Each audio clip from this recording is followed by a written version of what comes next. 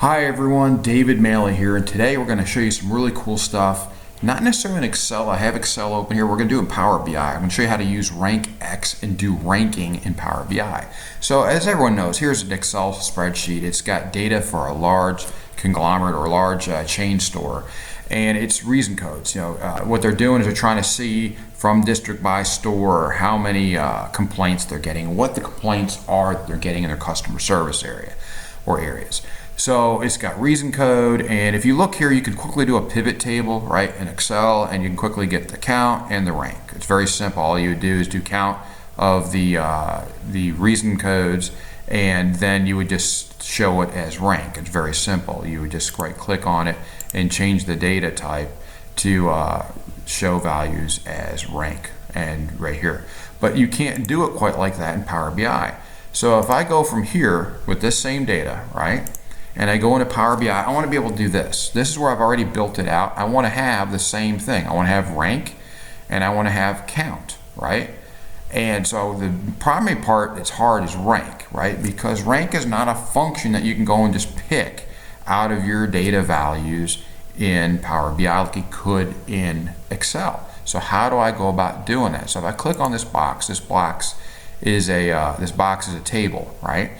And so in there, I've got rank, but rank is not my data. Remember seeing my data before? That was only after I added that pivot table. So how would I do it here? Well, I'm gonna click on rank, right? And for rank, what I have to do is, I can't just use the word rank. Rank is just what I'm calling it right here.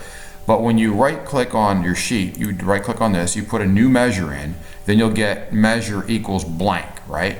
So what I'm doing here is I wanna show you this. I filled it out already, RankX, and then this is how it works. So in parentheses you have all, because you want to show, in this case I've only got one sheet, but let's say I had 10 sheets and I want to have the ability to be able to go across those 10 sheets. I put all right here, just like that, all of, and then I have to put where I'm pulling it from, right? So sheet 1 reason code, right? That's what I want to be able to rank as the reason codes.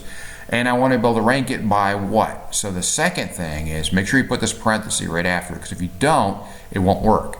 Then comma, then calculate, and then it could be sum or it could be count. It depends on the data that you have. In this case, it's just count.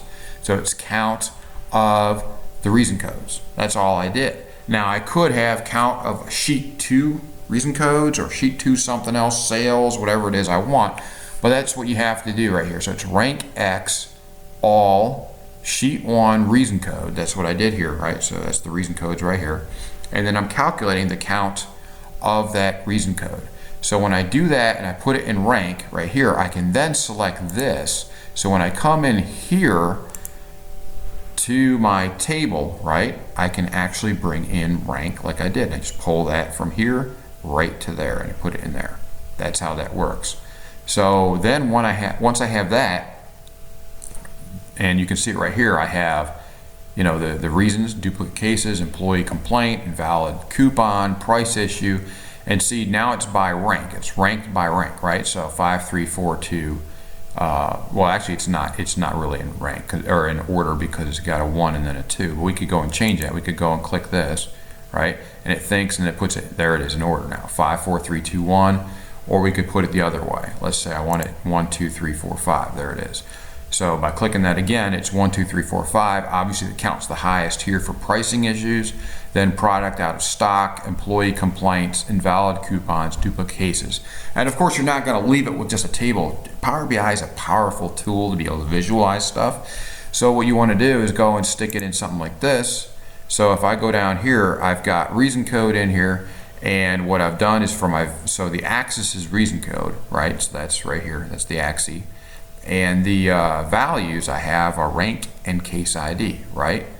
See them right there? So I could just do rank if I wanted to, but I want to have the case ID in there. And you can clearly see, well, what was the big one? Pricing issue, and what is it? Pricing issue right there. Okay, you can do whatever you want. I just did that together, but you could show it differently if you wanted to. And then I put in here this guy right here. So if you look at these, just so you know what they are, what's nice about Power BI is it gives you a little box next to it, tells you what it is. So that's a stack column chart. And this one right here is your scatter plot right there. See it, scatter chart, same thing. And same thing here. Look at that. Legend is reason code. Going across right there is the reason codes. And then the x-axis is the count. Y-axis is the district. In this case is what I picked. And the size is by period, right? So if it's got, I could do it reverse, I could do whatever I want. I just wanted to show you how you can visualize this and what's available once you've done this. But the primary thing here was I wanted to get you to where you can build rank very easily. It's not, a built-in function, right, that you can just pick right off your values. So when you're building this and you're saying, okay, I have rank, or I have count, can I go and make it to rank? You can't do that here.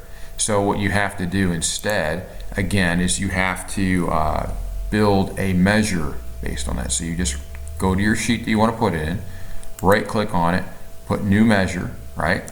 When you put new measure in, it's going to show it saying measure equals blank. So this part here won't show, it'll just have measure equals. Rename it, don't leave it as measure. Let's make it, user friendly. So put something like rank or rank 2 or whatever it is. Equals rank X. See that right there? Rank X is the function. It tells you then you have to have parentheses after it, and it gives you a little hint when you do that. So if I type rank X, well, right here it's not going to do it because it's out of the way to do it. But if I were to go here and do that, it would then tell you what you can do underneath it to have that. But right here, all you need is rank X, all, then sheet 1 reason code, then your calculate, count, sheet 1 reason code, just like that. Make sure you have that parenthesis right there before this. If you don't, you put an extra one here, it won't work. It'll think that all is the location of that sheet 1 reason code, and then it's going to want something else after that here.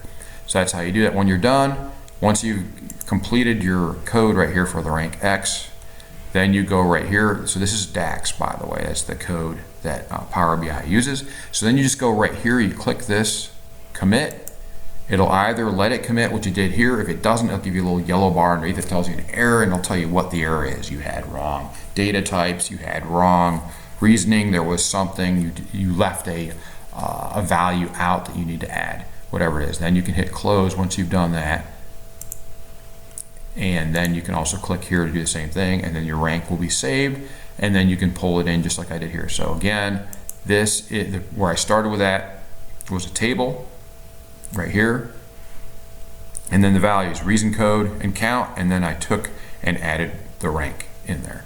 So you can put count first, then rank, it's whatever you want to do, and then to order it, you just click on these to reorder that column.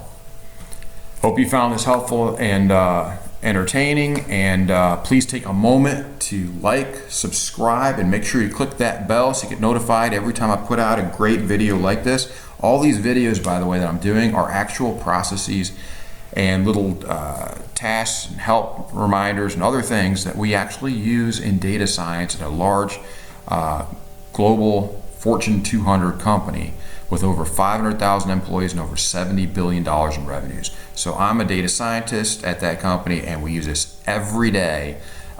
Think processes like these and the other ones I have on my channel. So make sure you go back and look at my channel and look at the other great videos. All of these are real life processes that we use in data science and data analytics to better represent and visualize the data and give insights to our users.